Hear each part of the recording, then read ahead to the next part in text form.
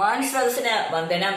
ആദരണീയരായ വിധികർത്താക്കളെ, എന്റെ പ്രിയ കൂട്ടുകാരെ, 156 വർഷങ്ങൾക്ക് മുമ്പ് 1869 ഒക്ടോബർ 2 ഗാന്ധിജിയുടെ ഓർമ്മ.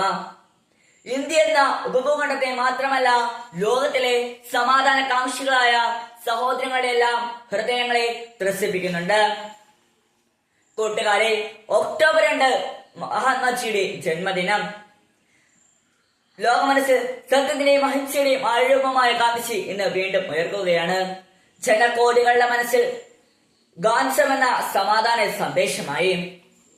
കാലം കാണാൻ കൊതിച്ചെറിഞ്ഞ ഒരു സുന്ദര സ്വപ്നമായിരുന്നു ഗാന്ധി. രാജഭരണം ആഭരണമണിയിച്ച നാട്ടുരാജ്യങ്ങളുടെ കലഹങ്ങൾക്കിടയിലൂടെ വ്യവസായ കണ്ണുമായി നുഴഞ്ഞു കയറിയ വിദേശ ശക്തികളെ അഹിംസയുടെ മാർഗത്തിലൂടെ തുരത്താൻ പിറവിയെടുത്ത പ്രവാചക ജന്മമാണ് ഗാന്ധി. നിങ്ങളെ ഞാൻ അക്രമം പഠിപ്പിക്കുകയല്ല, അതിൽ ഞാൻ വിശ്വസിക്കുന്നില്ല. എന്നാൽ ആരുടെയും മുമ്പിൽ ജീവൻ പോലെ ആരുടെ മുമ്പിൽ തലകുനിക്കാതിരിക്കുന്നത് എങ്ങനെ പഠിപ്പിക്കാൻ നിങ്ങൾക്ക് സാധിക്കുമെന്ന് പ്രഖ്യാപിച്ചുകൊണ്ടാണ് ഉദാത്തമായ മാനുഷിക മൂല്യങ്ങൾ ചലിക്കുന്ന മന്ദിരമായി ഗാന്ധിജി ഇന്ത്യൻ നാഷണൽ കോൺഗ്രസിന്റെ മുൻനിര നായകനായി സ്വാതന്ത്ര്യ സമരത്തിന്റെ മുന്നണി പോരാളിയായത്.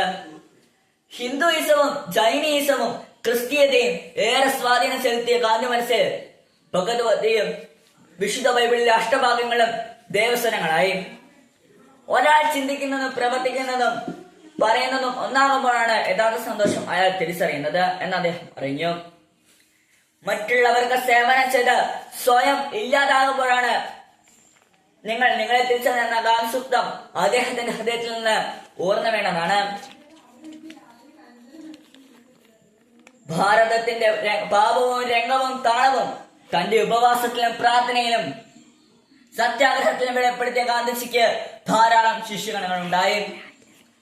ഗാന്ധി ജയന്തി നമുക്ക് സേവന ദിനമാണ്. മുമ്പ് ഇത് സേവന വാരമായിരുന്നു. ക്ലാസ്സിലെയും മുറ്റത്തെയും കടലാസ് പറിക്കുകയും പുല്ല് പറിച്ചും കല്ല് പറിക്കുകയും നാം ഈ ദിനം ആചരിക്കുന്നു. ഭാരതീയന്റെ സാമൂഹിക വളർച്ചയുടെ വഴിയിൽ തടസ്സമായി കിടക്കുന്ന എല്ലാ ചിതരവാസനങ്ങളുടെയും മാലിന്യങ്ങൾ തൂത്തെറിയാൻ നമുക്ക് കഴിയണം. ഇന്ത്യ സ്വതന്ത്ര വഴിയിലൂടെ നടക്കട്ടെ. അതിനായി നമ്മുടെ ക്ലാസും സ്കൂളും പരിസരവും നമുക്ക് ലഹരി മുക്തമാക്കാം. നമ്മിലെയും ദുഷ്ടമൂല്യങ്ങളുടെയും ജീർണതകൾ തുടച്ചു നീക്കാം. ഇത്രയും പറഞ്ഞുകൊണ്ട് എന്റെ വാക്കുകൾ നിർത്തുന്നു. നന്ദി, നമസ്കാരം. ഭാരത് മാതാ കി ജയ്.